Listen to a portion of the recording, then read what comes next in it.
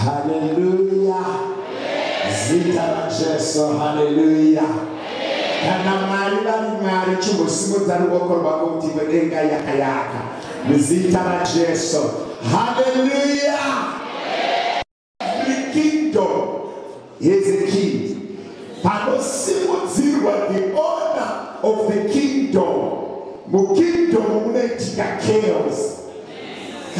Ndinorangarira matakabva vaida kana mtima rhodzi agadzirwe nenzvimbo dziitirwe zvakanaka kana vamugabe vakauya vaingobvisa mazambia mukuru aingosiya ataura kuti apa vakaitoro obva ati fambe obva atapaisai bridge obva ati fambe kuti kurai mombe vanhu vacho kureva kuti every kingdom that has a king when the king is exalted munoita commotion ngatinozimudzirai muridzi webasa mandarani ano zita raJehovha ngarinyenyekedze mandarani ano zita remushanukwa ngarinyenyekedze give it unto me handisati ndakudzwa kutinyenyekedza zita raJehovha handisati ndakudzwa uchisimudza iye muridzi webasa akasimudza maombe akarangarira shirikadzi akarangarira varopo akarangarira vane zvirwere akarangarira vasina mazita zita raJehovha ngarinyenyekedze pakati pedu zita raJehovha ngarisimudzirwe pakati pedu zita raJehovha ngaribatwe neutsvene unoziva kuti breakthrough yako inogona kutambira pano tisati tatomboenda kumberi kungoti zita remuridzi webasa rasimudzwa iye akaroverwa padanda kuti dzimwe mhaka dziripwe iye akasimudzwa mune chiremba cheminzwa kuti vasina mazita navane mazita vane zvirwere zviporeswe nevasinganzwi vanzwe havazamudaiwaiziva patakachirwa patakambodya muri usina mafuta patakambofamba tisina bhutsu patakambosvorwa kune munhu aifanira kubatirana neni vangwarari ano kuti zita raJehovha ngarisimudzirwe nyasha dzaJehovha ngadzibatwe neutsvene zita rinovhura masuo zita rinogadzirisa mabackground zita rinoshandura mazita daikenemo munhu anenga akaisimudza sera Jesu kana vakuda kuti vana vasimudzwe vanosimudzwa zvenyasha ndine munhu andakambotaura ndikati kunyange usina zita Jehovha ane tsika yekusimudza vana vevanhu vasina mazita kana akugadzirisa ota Jehovha anosimudza vana vevanhu vasina mazita unoziva kuti baba vaDhavhidhi hapana pavakanyorwa pakawanda iye nevadzikoma baba vaDhavhidhi nevakoma vaDhavhidhi vakadya zvakakora zvenyika vakarega kuenda kuhondo Mwari varangarira mukomana ari kumafuro ndine mumwe mubereki anofanira kuita murangariro wekuti kana denga rane zvarakuita panyika yevapenyu ndaribate mwana wangu ruoko kana Mwari akuchinja nhoroondo yevapenyu ngaashandise vana vangu kana Mwari akugadzirisa pasina ota pari kuna ota ngaatarise kumba kwangu itika yeMwari kurangarira the youth and the young pamazuva aSamueri Israeri yakumira kuti inoda mambo ikati takasiyana nevamwe madzimai nyika dzirana mambo isu tinotongwa nemunhu anogara mubhaibheri achinamata ndosaka tisi kudirira denga vakutendera madhongi kurasika kuti Sauro asarudzwe pakati pevabereki vake ari mukomana asina mukadzi Mwari vachigadzirisa nhoroondo yevaIsraeri vachidzokera kuyuthi vachidzokera kumajaha vachidzokera kuvadiki Jesu akuberekwa panyika Mwari kwakurangarira mwanasikana mudiki Maria kuti abereke mwana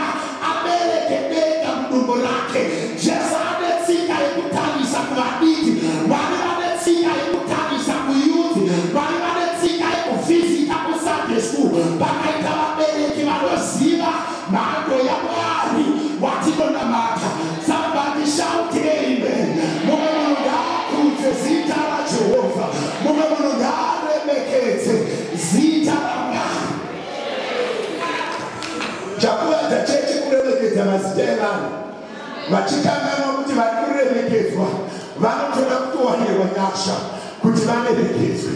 Chimbosimudza zita raJesu. Tisina chatatatanga mangwanani ano. Zita raJehovha ngarikudzwe kudarika mazita ese anozikanwa pane vakafa nevakamuka, nevakafa nevachiri vapenyu. Zita raJehovha ngarisimudzirwe. Chimboti maoko mudenga yakayaka uchitenda zita raJesu. Chimboti maoko mudenga yakayaka. Ndiani anoziva zvinorongwa naMwari? Denga rinogona kushanya kumba kwako. Denga rinogona kushanya in your corridors. Jehovha vanogona kurangarira nekurangarira kwavo kumba kwako.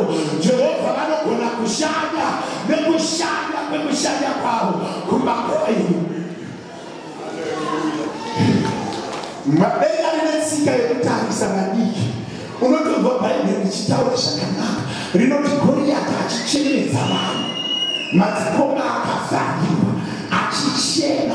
Denga vakuburikira vakati timundobva anyorerwa naPauro onzi do not despise the days of your youth, neither your youth should hinder you to do anything. Pane munhu akambondiudza akandifundisa kuti ndikasabudirira ndikati unorega sei kubudirira uine vana? Denga rapererwa here pavanavo. Denga rapererwa kubudirira kwevana hazvina basa kuti pane school fees, hazvina basa kuti aberekerwa mumukuku, hazvina basa kuti aberekwa necareless father, hazvina basa kuti mai vakazvakupi.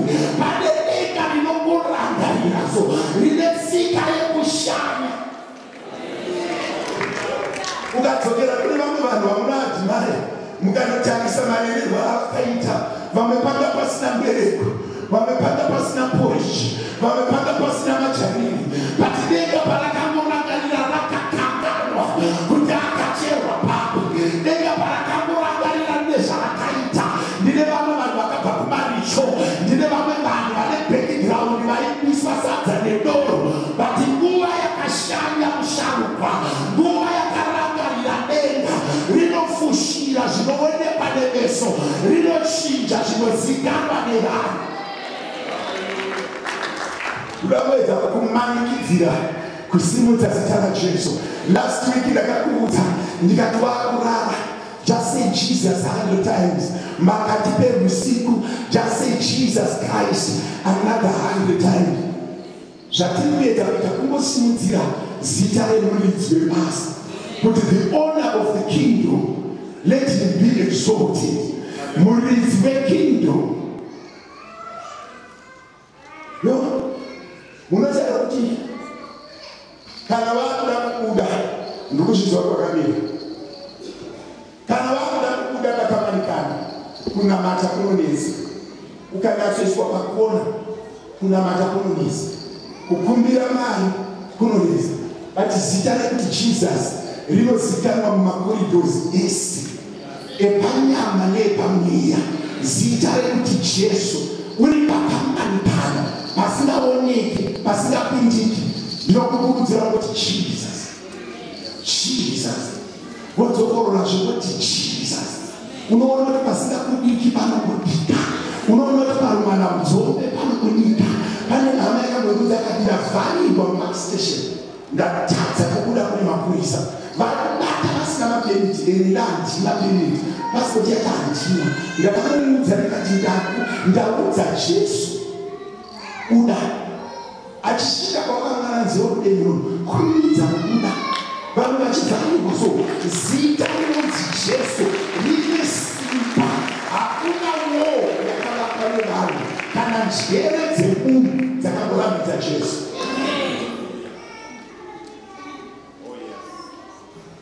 Mboza muna padhuze newe kuti kusimuka kwangu hakunei nevanhu, kune chekuita nezita raJesu. Kusimuka kwangu hakunei nevanhu, kune chekuita nezita rinonzi Jesu. Unoziva kuti zita rinonzi Jesu rinofananidza, kufananidza, kusimudza marombe. Unzwa kuti ndasimuka. Tega Mwari uchigara pasi, kudya zita raJehovha. Chigara pasi uchikuita zita raJehovha. Rega nditende Mwari nedzimai wavakandipa. Sisa Vagera vane zuva ravakataura kapozi vakati chanyanya kutinetsa isu vana mai kungonzi mai Destiny, mai Farai, mai Ano, mai Mungu, kungotozi kangu ringodaidzwa ndokunesa yachakandibata ichocho amene chakabva ndikabate kunamaza ndinogotarisa mastatus enyu ndichida kuona kutenda kwenyu nekupenga kwenyu nezuro ndakaona nestatus ndiri kudandanadembwa amuizive resomuyo amuizive achabeba YouTube amuizive ndakatoona unogara kugara muwodhi yako ukafunga kuti makafanana uchigara nevamwe vanhu vanobva kune weworld ndaona munhu achitonyatsoiva ndiri kudandanadembwa munaika paYouTube munoitsvaka ngoti kudanana nembwa irikubuda atori musician vamwe kuti zita raJehovha ngarikudzwe vamwe vachiti ndozvinoita nyasha vamwe vari kuti ndiri kudanana nembwa muromo imwe chetewo amuizive vamasika zvekudikaronzo zvakaumagarai kuna Jesu ivaivadhera vaimasika vanoenda mavo ine muri pamba kuri papavement vachidrive waidrive through ndiri kudanana nembwa vachidrive unoita bhipi ukafa kudana inogara vakutenga mari kuti zviri kuweodhisiri yangu igarinani ndasiyana nazvo vazvigomuri ukanga maimbo vachipinda imba vari vega zvako vavatarisa nepahwindo vai ndiri kudanana nembwa vachifara somuchira imbwa yacho unobva woiziva aunozokuudza kuti iri kupi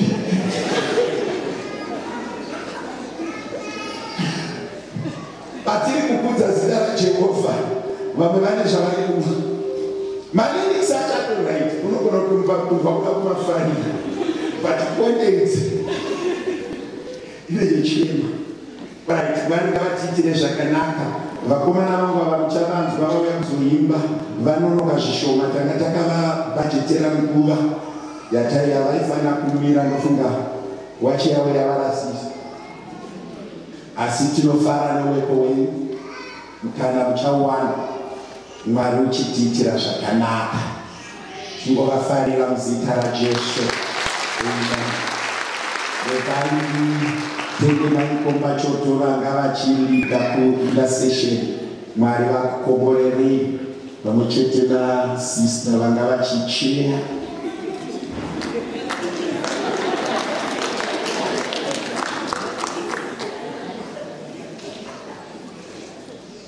praise him sanga dzenyu mwari vakukomborerei ndiverengereiwo kuna 2 Chronicles chapter number 8 verse 23 to 25. Varume veAmoni nevoMoabhu vakasimuka vakarwisa varume vaibva kuGomo reSeiri kuti vavaparadze zvachose. Vapedza kuuraya varume veSeiri vakabatira kuurayana.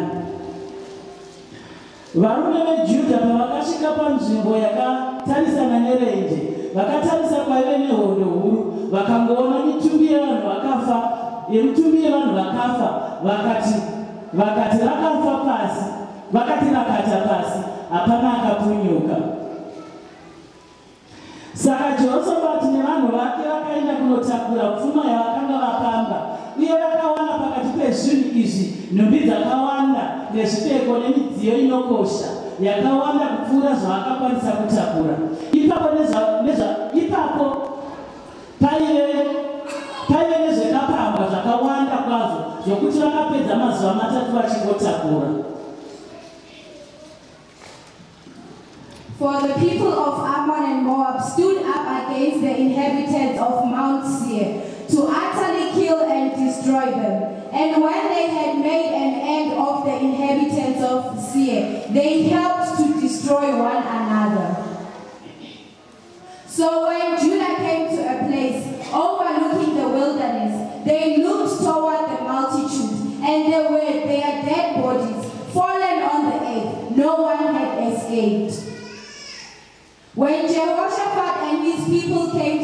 away their spoil.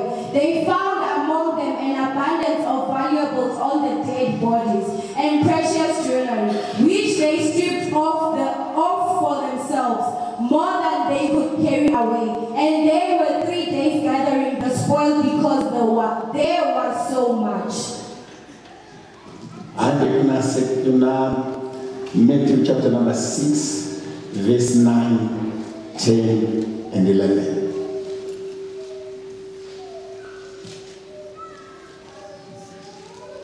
Zvino aya ndiwo manyengetero amunofanira kuita. Baba vedu vari kudenga, zita renyu ngarikudzwe. Umambo hwenyu ngahuuye, kuda kwenyu ngakuitwe panyika sezvanoitwa kudenga. Tipei nhasi chingwa chedu chamazuva namazuva. In this manner, therefore pray, Our Father in heaven, hallowed be your name. Your kingdom come, your will be done on earth as it is in heaven. Give us this day our daily bread. Mwari varopafadze vasikana vanga vachiverenga shoko raMwari zvakanaka muzita raJesu. Vana baba vekudare nevanotungamirira madepartments, Mwari akuitirei zvakanaka. Tinokunda huvo dzese kana kuti dzose #simba rokutenga. Pataka in scripture yedu inoti believe in the Lord and you shall be established. Believe in the prophets and you shall prosper. Kureva kuti prosperity ine chekuita nemunhu anonzi pastor, prophet, apostle, evangelist, teacher, 5-fold ministries. Establishment in a chekuita naMwari, that which is called kingdom. Kureva kuti God is equal to kingdom. Kingdom is equal to principles. Ndichiri nemune. Jesu achitaura nevadzidzi vake, vane nguva yavanomubvunza, vanzwa Jesu achibva kudenga achinzi, "This is my beloved son, in whom I'm well pleased." Vanozomubvunza vobva vati, "Kana takunamata kudenga rakambokutaurirai inini kuti vanhu vinokudai, tinotaura nedenga tichitii?" But our Father who art in heaven, the first principle really address a residence yaMwari, ugaro waMwari. In a house or in a church, panogara baba akagara. Kana ikanzi presidential seat, aufarisi kusvika ipapo mari. Saka Mwari Jesu achitaura nevadzidzi vari kuti first address the residence yaMwari, our Father who art in heaven, ugaro waMwari uri kudenga. Chechipiri wobva vati thy kingdom come. Kureva kuti vari kuti umambo hwenyu imimi Mwari ngahubve pauri uye pamutivi. Pandiri kuverengesa Jehoshaphat amboona vana vaSemi nevana vaAmoni nevana vaMoabhu vakaungana pagomo. First thing that Jehoshaphat did is to consult the elders. Akati hondo iri apo hatikundi. Vanhu avo vakawandisa uye vanorwa kuchidarika. Kureva kuti what was in him and his people was not sufficient to face the challenge. Nobody that had day in a court is to never never in Judea, never in Jerusalem. Tinona matamar, tikumbire simba, thy kingdom come. Akudaidza humambo hwaMwari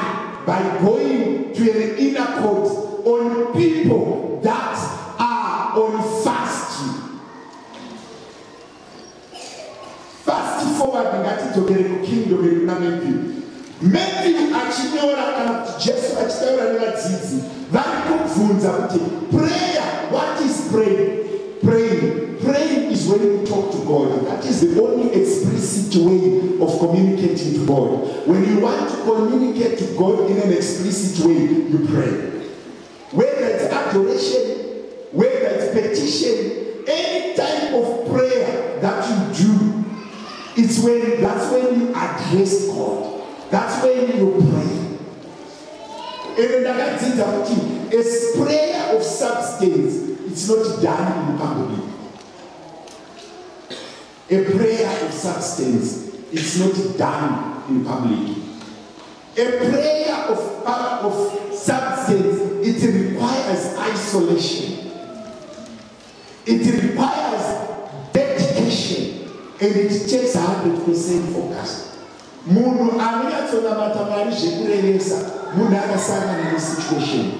Pane nguva yekuti you can't turn to the left, you can't turn to the right, you can't trust your instinct, you can't trust your resources, you can't trust people around you. Everything is limited. That's when you raise your eyes and say, here I am, Lord, deal with me. No time yakashika Jehoshaphat yakuti vachida muJerusalem nevatinda muJudea, they are not sufficient to face vana vaSeiri nevana vaAmoni nevana vaMoabhu. Ndopaari kuti haamudei tinotsanya. Ipapo ndopaari kudzokorora izwi rinoti, believe in the Lord, thou shalt be established. Believe in the prophets, and you shall prosper.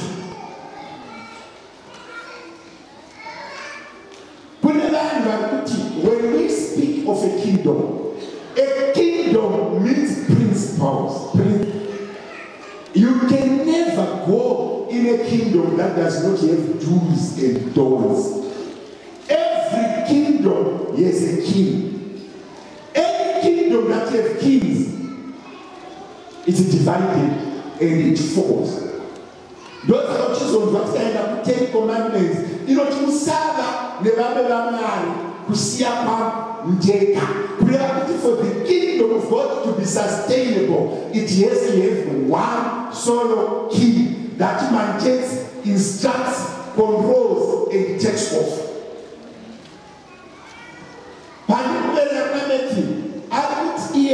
Kingdom,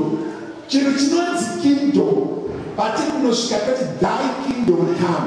Let your will be done on earth as it is in heaven. We are in heaven, you know what it's about you. What does heaven say about you? They are not teaching. If you don't know, I'll articulate for you. I'll break it down for you. Genesis chapter number 1, verse 26 to 28. By the way, he created woman, him man and woman.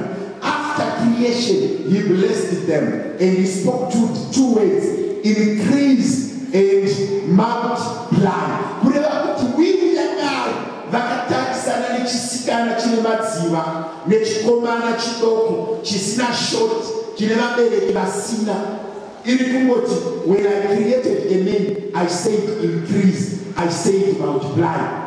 Zvekuti aberekwa nevabereki vane mari here kana vasina, zvekuti anonzwisisa here kana akunzwisisa zvekuitika hazvina basa, because kingdom yaari, it's a kingdom of multiplication. It's a kingdom of increase. Famba nini shisho. Nichashika pa ufaira panoti tinokunda wono dzose. Chikubatirana nemunzwisise the foundation yekukunda wono dzacho. Kureva kuti kana pakauya kingdom yatiri kudaidza yatisina. Yagara iri kupakaita makingdoms maviri ari panzvimbo. Superior kingdom takes dominance office in the lower kingdom. Kureva kuti kana waKristu unogara mumakingdom uri mukingdom. Kana uri muKristu unogara mukingdom uine kingdom iri mauri. Pastor mazwana kuti ande ibhuku yaDaniel. Daniel anotorwa nevanga inavo vobva vaenda kuBhabhironi. Pavari kunosvika kuBhabhironi kuna mambo veko, kuna mwari veko, kuna zvidhori zveko, kune nyama yeko, kune tsika dzeko. Vanoona vakubva vaona chibudikiro kana grace iri pamusoro paDaniel nevakomana vake Meshaki naAbhedhinego. Vobva vaenda navo kuna mambo voti vakomana ava vanobwinya, zviso zvavo zvinoratidza upenyu. Mambo akati kuti vanyatsobwinya vasati vatanga kundiseva, vapei a king's portion, vaite vatama vatsvukire, kuti zviri mavari zvavabva nazvo paJudha zvinyatsobudikira, vapei zvinonhuhwira, muvape zvekugezesa vasati vauya kunoseva kingdom. Ndovari kunzi naDaniel, iyi nyama iyi yakapirwa nezvakapirwa chengetai, isu tipei mavheji muzotarisa after some time kuti nemavheji aya asina kupirwa kuzvimwari tinenge tiisei. Vavabvumirana navo pamavheji, Bhaibheri rinoti vakaona Dhanieri, Meshaki naAbhedhinego pavakomana vose vaifanira kuseva vakatsvukira nekugwinya kudarika vamwe. Vari mukingdom yavari iri inferior than the kingdom inside them. Kureva kuti Mwari anogona kugara mauri pasina chinoonekwa nemaziso, asi uine superiority over zvakingdom zviri mauri zvaunenge uchichigara padhuze newe. Fast forward, mambo bvavafarisa futi vakati ndavaka chimwari changu Daniel, Meshaki naAbhedhinego namatare. But ava vana mwari one, vane kingdom inorarama mavari, vakati mwari uyu hatina mati kutirwira kana kusatirwira. But manje the kingdom yanzi thy kingdom come, kingdom yaMwari haina manyango, kingdom yaMwari haisi loud, haina bhero, hairidze bhero, haiite noise. Inongokusecure in such a way that no one can hit you. Zvikandikati vapfitsire moto, vavapfitsirwa moto, moto vavana kuzvivapisa. What does that show you? It shows you kuti kana Mwari vari pamusoro pako, point number one, hauroyeki. Point number two, hauurayiki. Point number three, no one should force you to follow their religion because you have a super religion. Kana Mwari vari pamusoro pako, kureva kuti Mwari akapinda mauri vakakupfeka, handei kuvana vaSeiri nekuvana vaAmoni nekuvana vaMoabhu. Pavanga vakazvigarira kunyika dzavo vasati varwa nevanhu vanoziva Mwari vakararama. Pavanga vakazvigarira kudzimba dzavo vaiberekana vachidya vachiunganidza zvinhu zvekurwisana nazvo, vaive nezviombo nepfuma yakatorera vaIsraeri mazuva matatu vachitora muzvituna. Mwari varambidza zvituna kuora kuti vanotora zvinhu zvavo vatange vatora. Nenyasha imagine munhu akafa ari pazuva aurayiwa in a day's time anenge ari kunhuhwa, but Mwari vakati zvituna ngazvirege kunhuhwa, vanhu vambotora pfuma. Mwari azviona atendwa maari, anamatwa, akumirwa, anobva akasimudza vana vaSeiri kuti vatange kuuraya, vakasimudza vaMoabhu nevaAmoni kuti vakiye vana vaSeiri. Vachipedza nevana vaSeiri vakatanga kuurayana kusvika pasina kana wari mupenyu. Ndiani akaurayiwa kupedzisira? Kana vakaurayana vese vanga varipo kusvika pasisina mupenyu, ndiani akauraya the last person? Chii chakaitika kuti vazourayana ivo vamborongerana hondo kuti hambe tinouraya vaIsraeri? Zvazvinoneva ndezvekuti when you say thy kingdom come upon you, kumwe kurwa vachikurongera uri 1 iwe uina Jesu vari kwauri vakawanda kudarika teni vagara navo vari kwauri vakawanda kudarika musha wese watusarohwe vauri kwauri vakawanda kudarika dzinza rese rataubudirire kana uina Jesu Mwari zvavanoita ukati thy kingdom come. It's a kingdom that comes with all its own mighty armies that are not visible to the eye. Ndikuparidzira vanhu makazviona kupi mufundisi ndakazviona kuna Elisha atumirwa mambo Gehazi anoti kuna Elisha onai mambo wangu taapara vatumira masoja akazara bani but Elisha ana Mwari. The kingdom of God is upon Elisha. Ane mamwe masoja asikaonekwi nemamwe makingdoms but aine protection power. Nobari kunzi Mwari vurai maziso aGehazi aone kuti hondo yekudenga yakatitenderedza yakakura kudarika inoonekwa panyama. Kana wauna Kristu waita unamato waJesu wekuti thy kingdom come. Pauri papo kone kingdom iri pamusoro pako ine masoja ine mapurisa ine chikafu ine mita ine territories but the naked eye cannot see.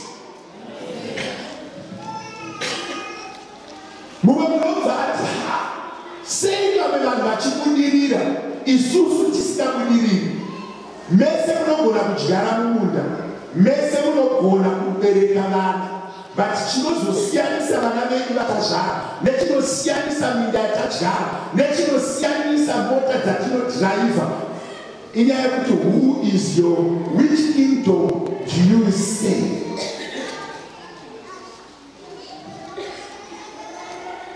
Pauluti thy kingdom come. You are inviting unlimited power. You are inviting a strength that men cannot contain. You are inviting authorities. Ukatarisa kudenga kune simba riripo. Paukuti Mwari ndiyaibva kudenga nesimba renyu ripinde panyika mandiri.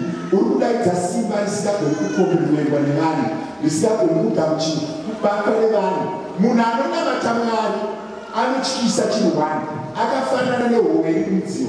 Unogona kuiona but inotsvedza ingati kutoiona kudai ukaenda kumba ukanodya usina muriwo waisiya vakaitarisa kudai haibatike nemaoko inotsvedza. Vanhu vanonamata Mwari vari very difficult to plan against them. Why?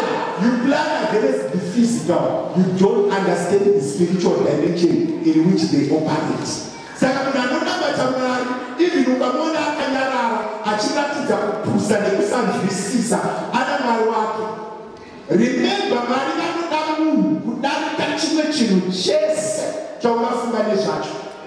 Zvikuru sei kana agara mukingdom ari pamushingo. Hondo dzatiri kunetsana nadzo panyika nezviri kurwa nesu hazvikunge zvikatishikira tiri mukingdom.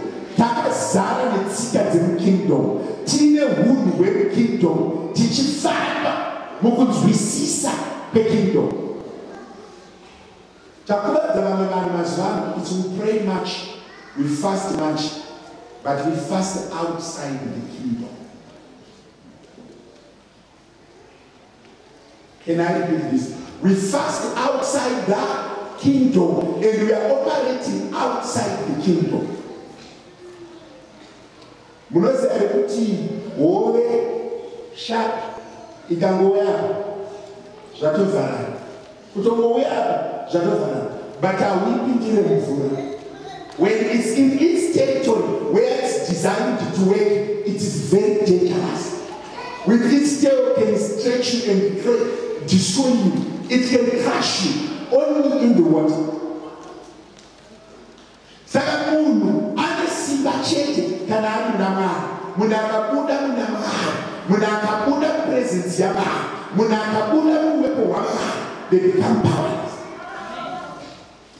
And Satan kana akuda kuvadza vanhu anofanira kutanga kubvisa mupresence yaMwari. Ndiko kuti uroyeke, ndiko kuti ungatike, ndiko kuti ukwadzike, ndiko kuti uitirike utsime. Kana uri unotozwa iye Satani achava nemurongo wake oti wamboona here muranda wangu Jobu, zvinganzi ndingamuitei makamukomberedza, kureva kuti kana munhu ari mupresence yaMwari.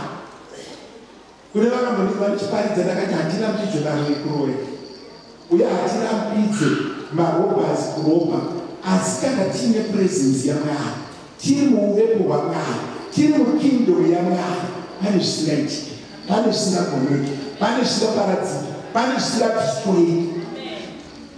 Munhu akanogara mukingdom hazvina basa kuti vana vaSehi vangani, hazvina basa kuti vana vaAmoni vangani, hazvina basa kuti vana vaMoabhu vangani.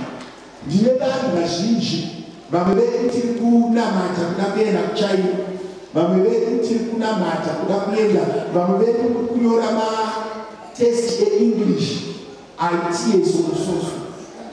Asi rega ndikuvimbisa, kuEurope kwakanaka, kuChina kwakanaka, kuZimbabwe kwakanaka, kuSouth Africa kwakanaka, kana uine nyasha. Kana usina nyasha pamusoro pako, no matter where you go, you just transfer the location of safari.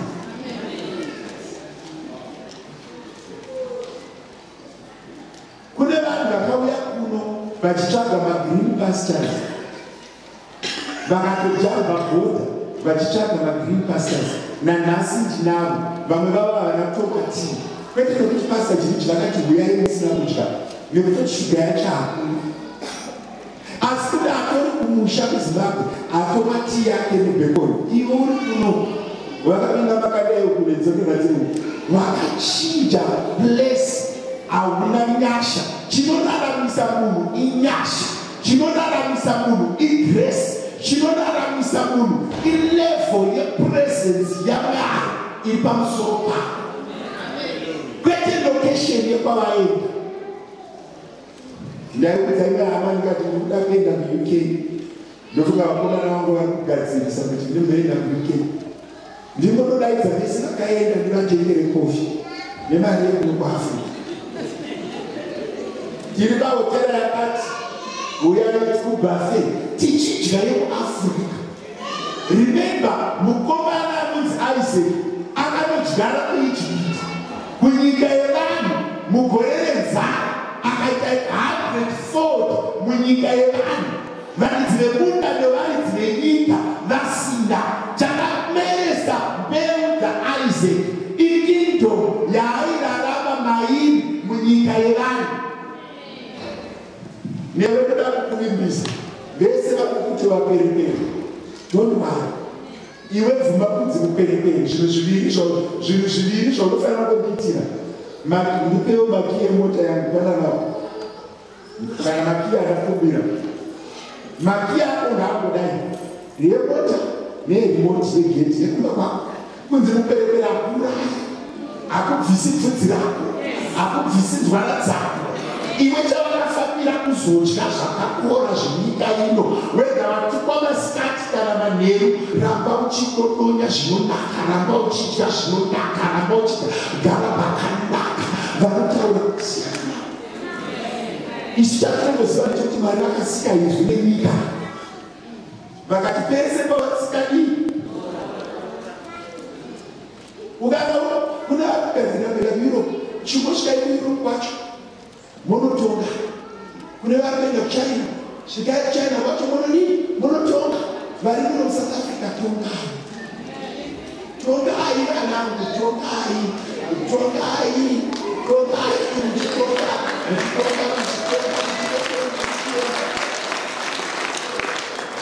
Kereni kamuniswa ndinganomisa vanhu vachikudza mapassport, ndobva ndapinza volume yezwi yeweshona. Ndobva ndapinza kuti joka sati ndatsomupisa achiimba chikaranga. Ndobva ndamutsanangurira kuti zviri kureva kuti wakamuka sei, kureva inewe kuti pauri apa pawakamira ndikudarika. Wakabuda sei, wakabuda zviri kureva ikono, ndokuti It means I will pass through even the grace.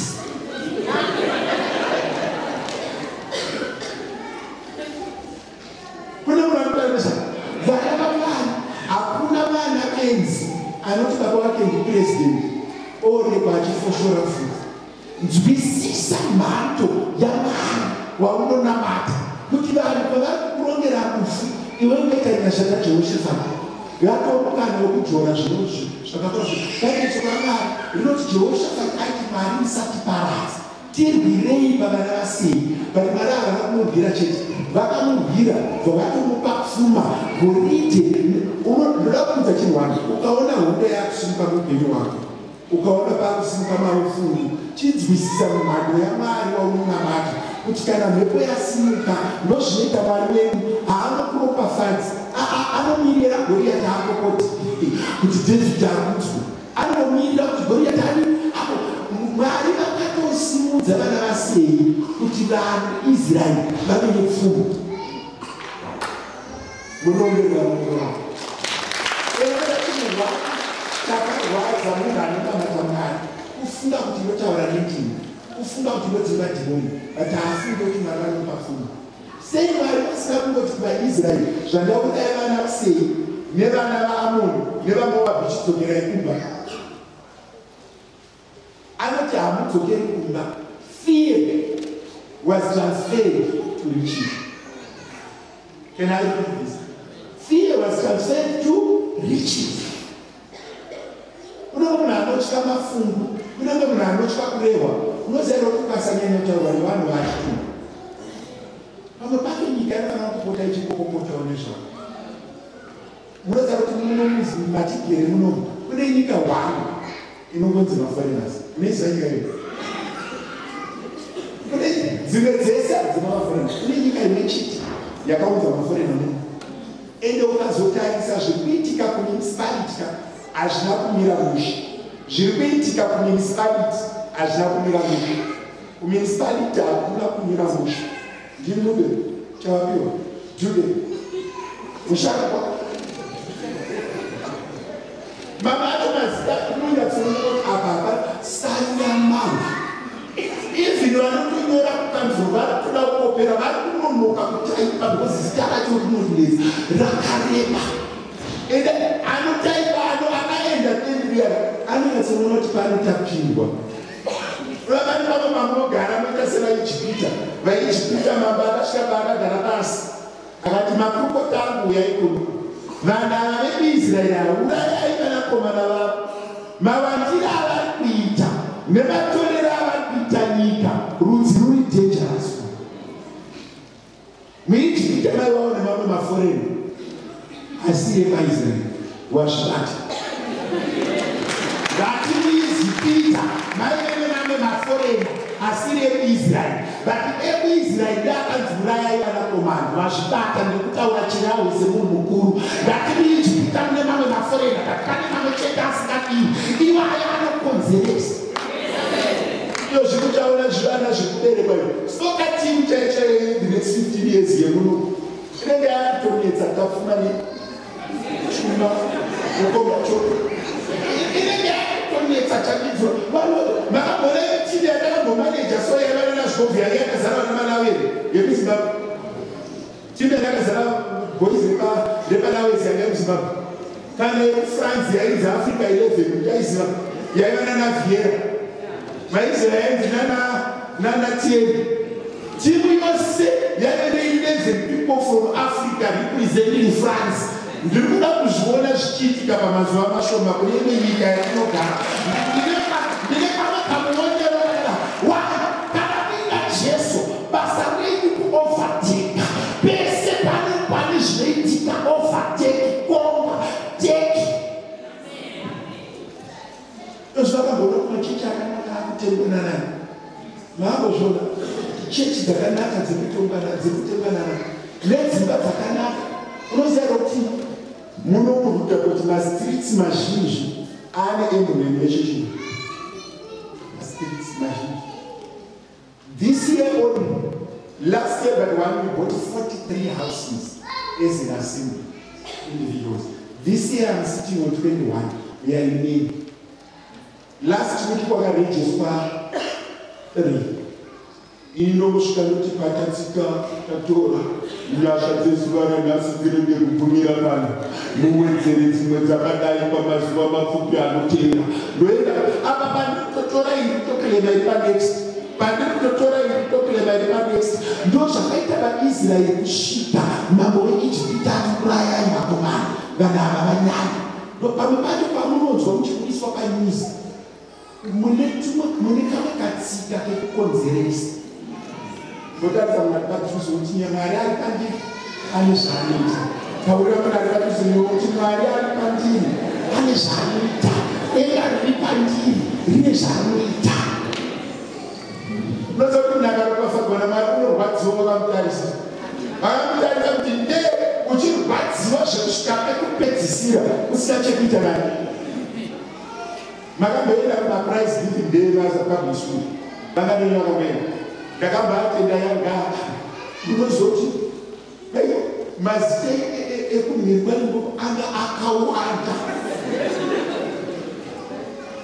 zvekuti dai unokuita sepaprize giving day seugrufu yevanhu vahwina maprize chete maprize giving day vanandiva vanoenda vapublic mukati zvinani zvatinobereka zvakabva kuimbomo une zvine mamwe magondero anotyisa ende vanodaidzira vacho ngakombwe vanokakama vanauri kudaidzira ndorine zvaraita ngakombwe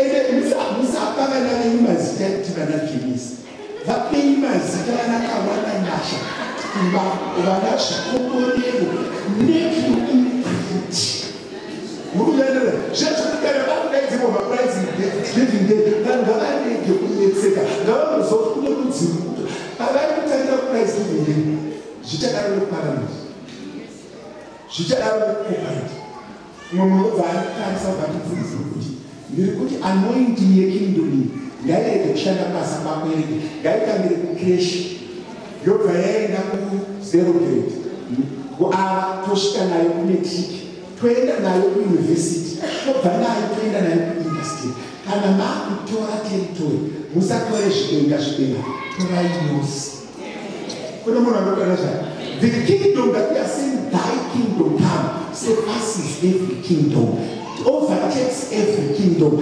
every area yamasvika paukuti thy kingdom come in the spirit, in the finances. Unoza zvana makao rugby team, tennis team, zvese kuno munhu takatakura nhumbu anorwadziwa nenhumbu akanaka. Vana vamwe mai vakarwadziwa nenhumbu, mai vaichemaiwa unowana nechipo chekuchema mufanisi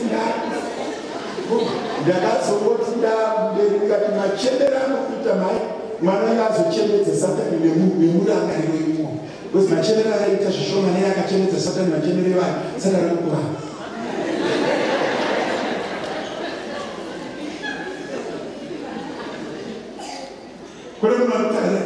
When you say thy kingdom come, you are asking for power.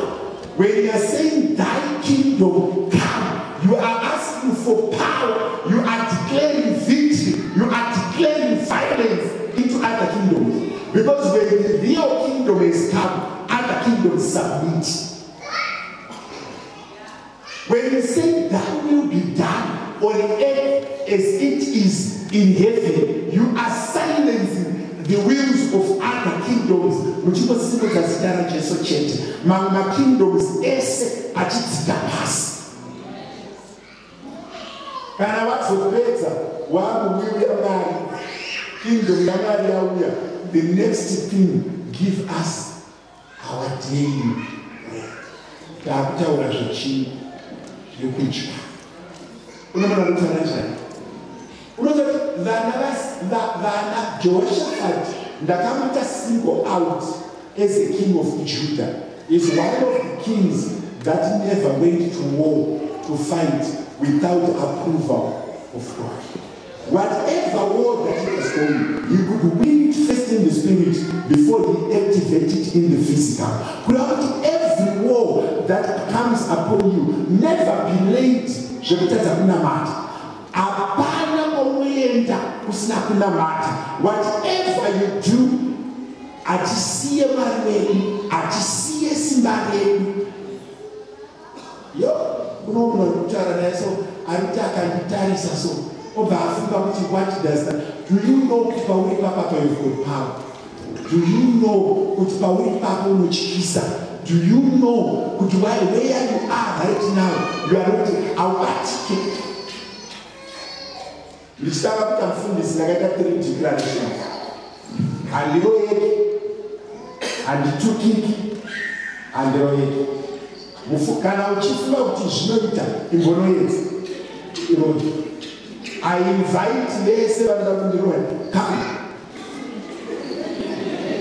Kana uchifunga kuti wewe vanoroya, endesa zita rangu. Kana zvezita rangu zvichinetsa, ndipewo warimota. Kana zvezita rangu zvichinetsa, mbuya vako kana uchivaziva vachinyatsoroi, kana vapinda kumusha vaendesere bhodhoro. Usavape munoisa mamaoko.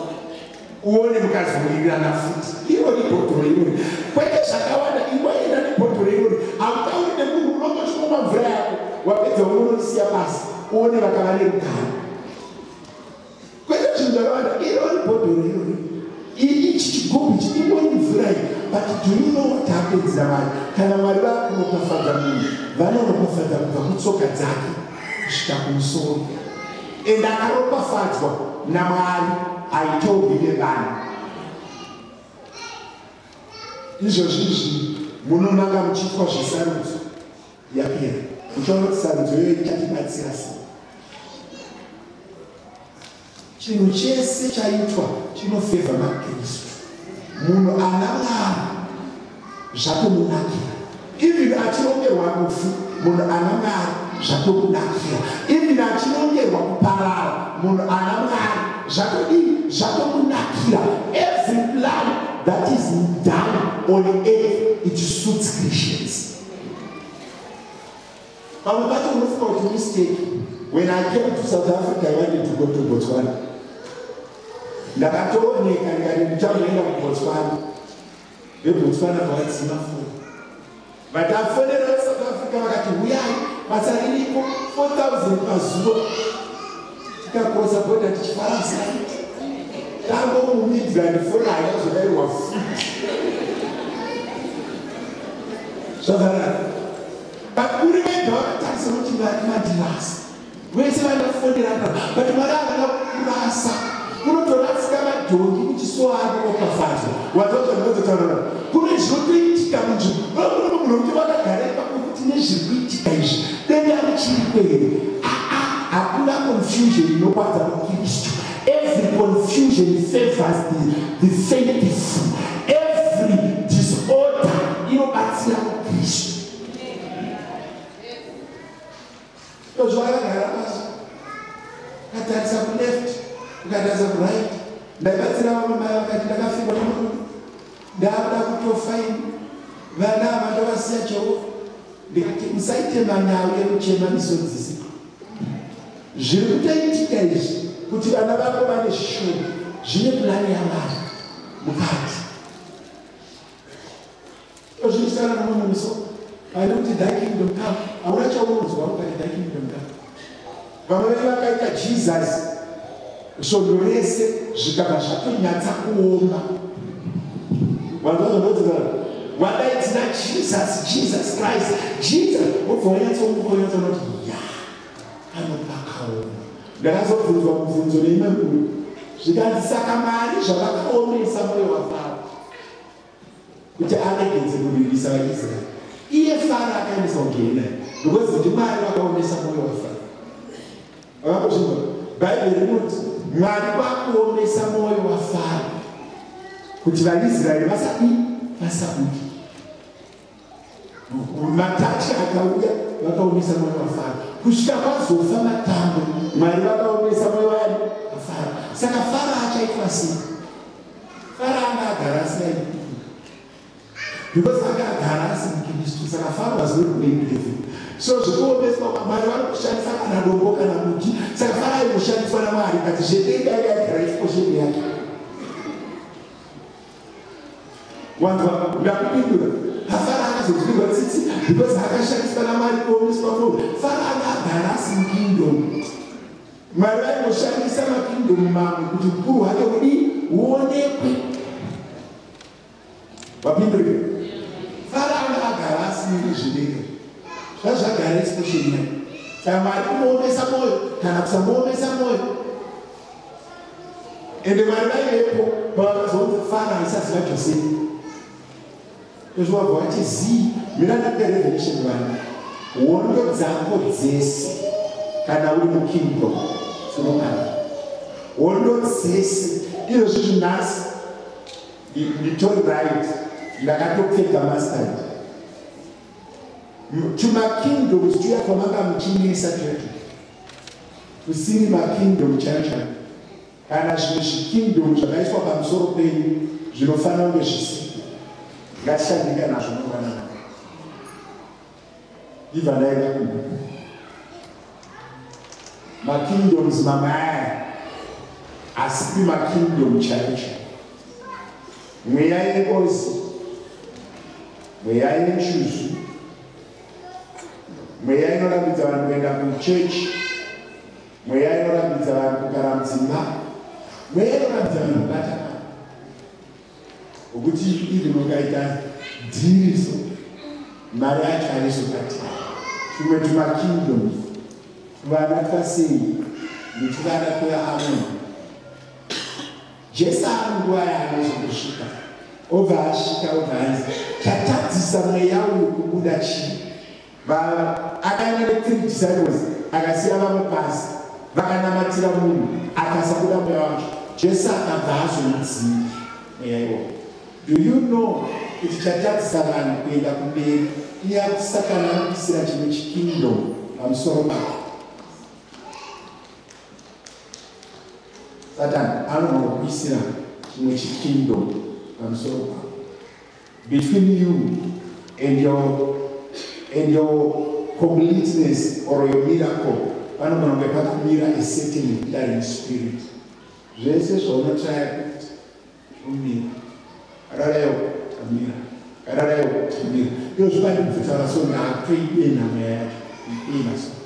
Ingose. Ndoda kutaura semuranda waMwari ari pamberi paMwari.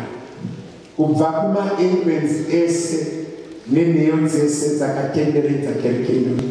I want the kingdom of God to take over. I want the kingdom of God to take over now. Hakuna materitorial spirit or other demons that can be exalted or coexist from now on. Mweya yese isingakwani at the kingdom of God that we are preaching must submit. Mweya yese isingakwani must submit.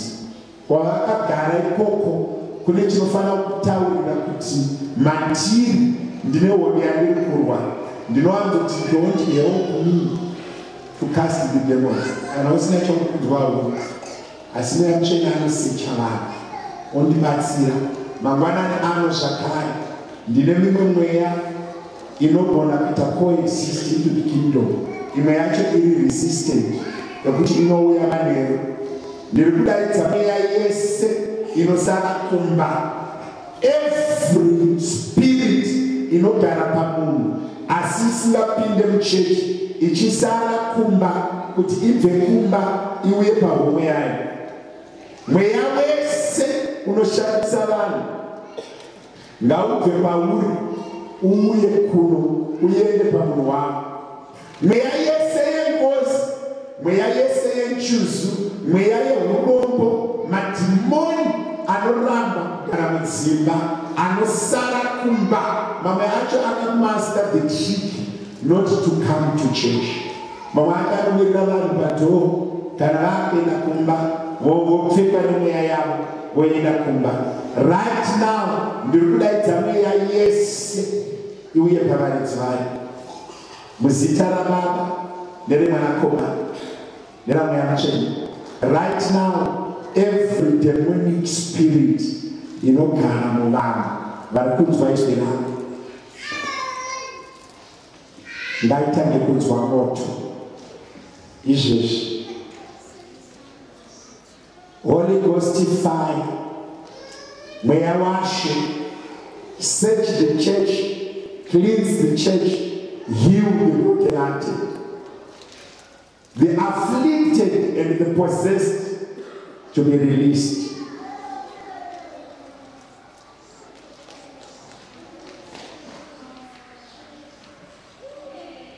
Izvezvi kune hondo dziri kurwiwa mabhenji, vanhu vari kuresista mweya inosivagara.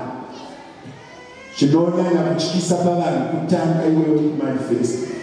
Unotya kuti zvikatangira pandiri vanhu vakagara pasi chii chinoitika. Baba vari kudenga nezita raJesu, mweya wangu unokutendai kuti muri Mwari. Zita renyu rikudzwe mangwanani ano.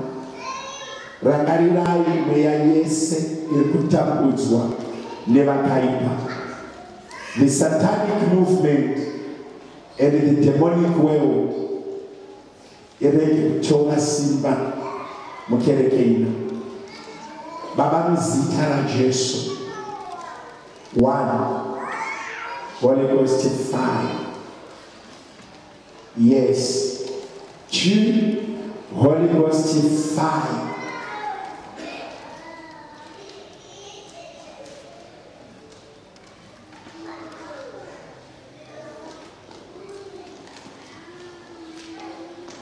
Yes, Lord. Simba renyu Mwari ngaritange kufamba. Baba vangu muzita raJesu, simba ramweya mutsvene ngaritange kufamba. Vese vakagarwa nemweya yakavagara ngaivaregedze izvezvi.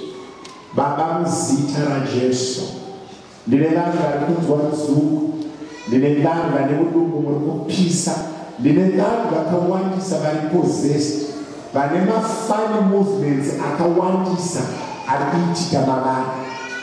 Baba muzita raJesu, I decree power, the kingdom of God to manifest itself in power. Mweya mutsvene, I decree that you manifest yourself in power. Hakuna achabvumidzwa kuda gate, vanomira kumapositions, mirai kwamunomira. Right now hakuna unobvumidzwa kubuda gate padoors ese. Mweya washe nezita raJesu, Baba ndikuti simba renyu ngariseche chechi.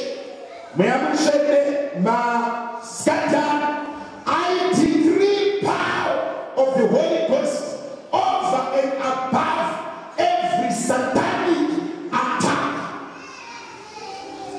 Mwepo dzese, mweya yese, vane ma-spiritual husbands, pauri ikoko I decree fire. Muviri wako ngautange kuva nesimba rekuresist that force. Pane simba randiri kunzwa, kune vanhu vakagara mumabhenji. I'm releasing another power. 1, 2, 3, fire, fire, fire. Unosimudzwa chete, mweya yengozi ngaitange kudinzwa, ngaigare pavaridzi vayo nezita raJesu. Mweya yese ngaiende pavaridzi vayo, neyasara kumpa ngaiende pavaridzi vayo.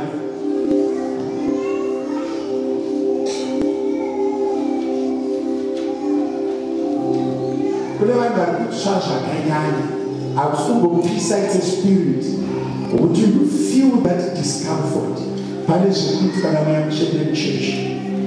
Baba vangu muzita raJesu,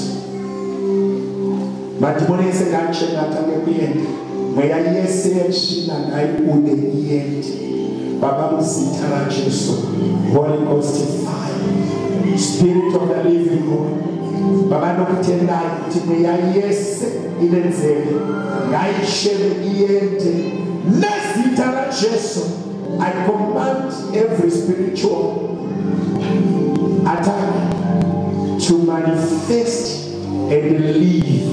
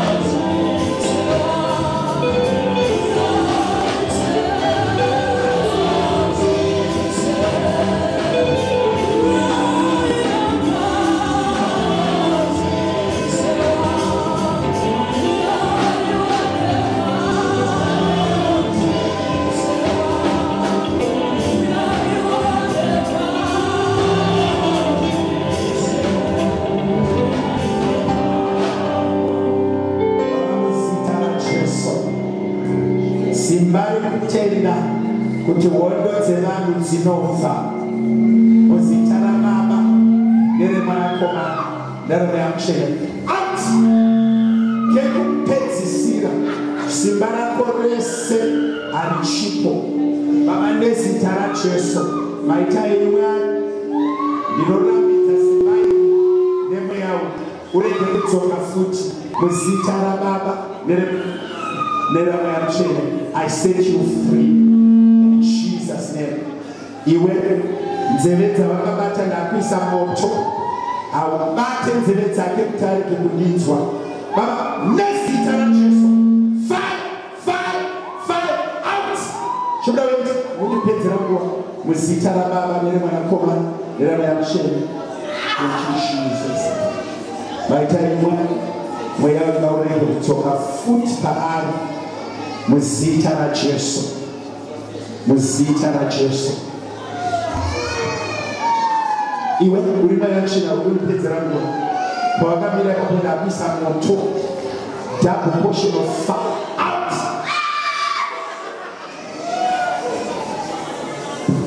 Iwe uri mayachina awubve pabota buda weti andinabasa kuti muri vangani ndokurayira nezita raJesu ukasabva ndokupisa nezita raJesu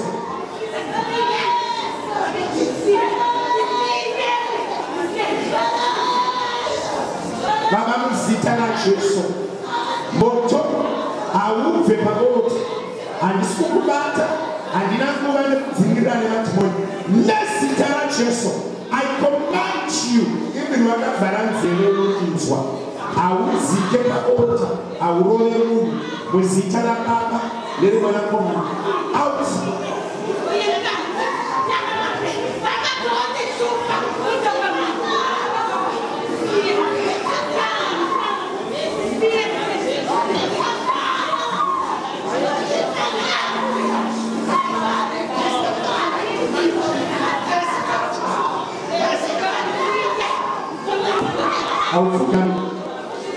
Aufgegangen. 1, 2, 3. Fire! Bullet! Zitara Jesu. Out! Out of the foot. Yes, Zitara Jesu. I command you to go. I will follow to Papa. I will carry Papa. I will not see Baba Soropaki. Zitara Jesu. Baba Misi.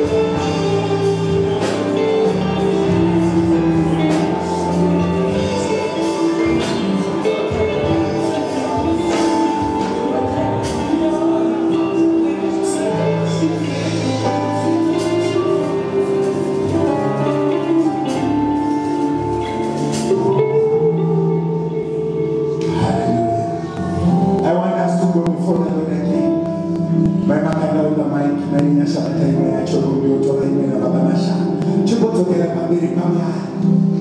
Beloved to the Sumutais with man, I've lived a life of the will of other things.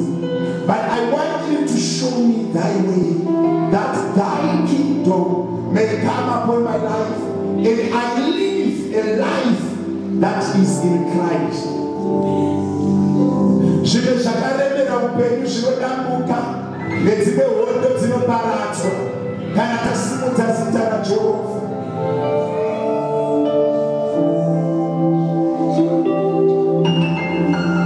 Let's go again before the Lord. Tendera mwana mcheke kukotaura newe vasatatu. Vamwe venyu vakazara nekutya. Let that fear be managed by the Holy Spirit.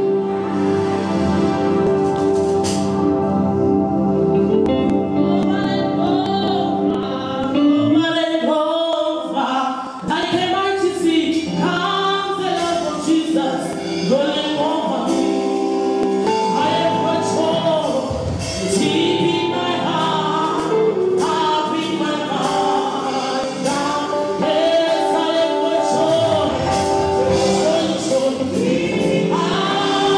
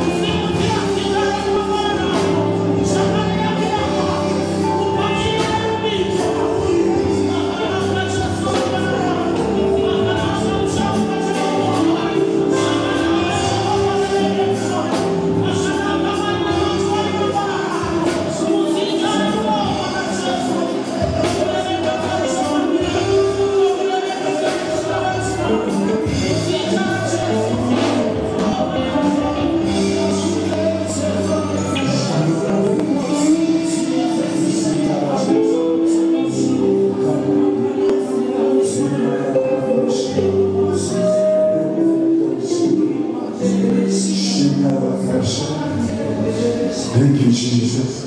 Chimomberera Jesu nawo. Chimosimudzira zita raJesu.